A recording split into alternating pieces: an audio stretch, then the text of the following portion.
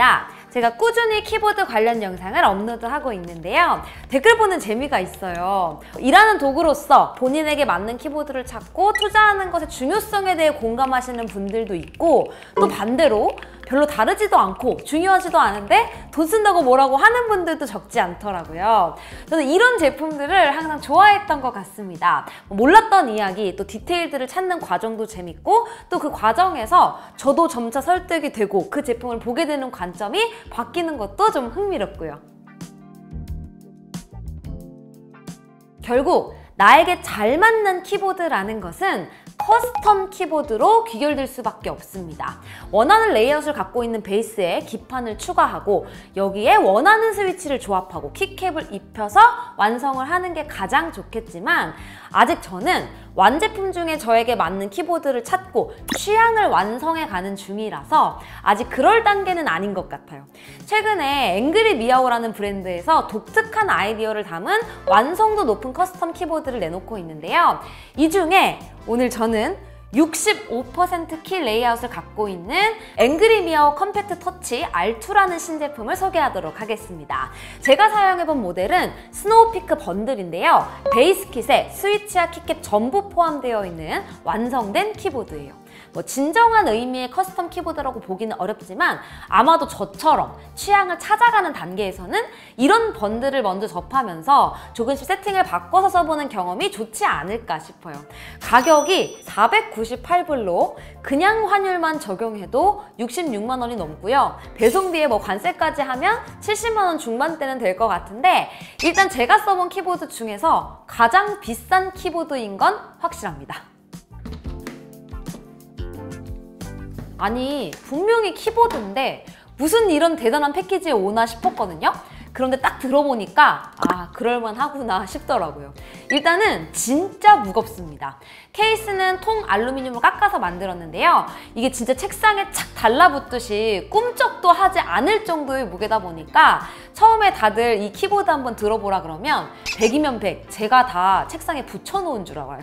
그런데 확실히 이 무게 덕분에 키보드 밀림 하나도 없고, 그냥 무거운 게 아니라 타이핑하면서 케이스 전체에 전달되는 충격이 자체적으로 모두 흡수가 되는 느낌입니다.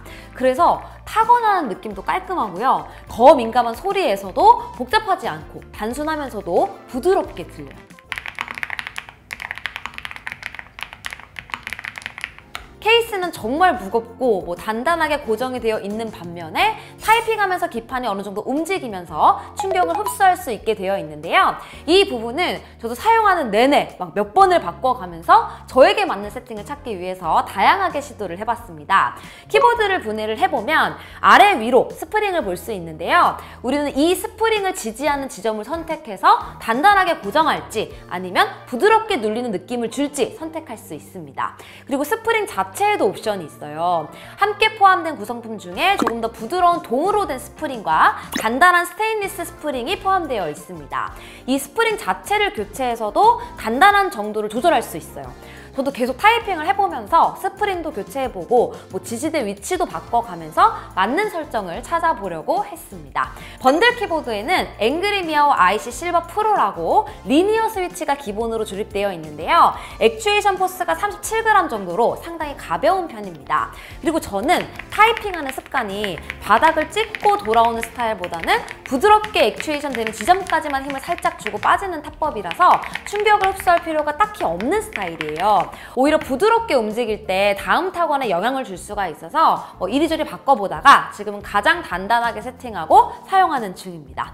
이 부분은 각자 가지고 있는 타이핑 타입에 따라서 정말로 달라질 것 같아요. 예를 들면 저희 사무실에 타이핑할 때 키 하나하나를 꾹꾹 눌러서 경쾌하게 하는 스타일인 직원도 있거든요.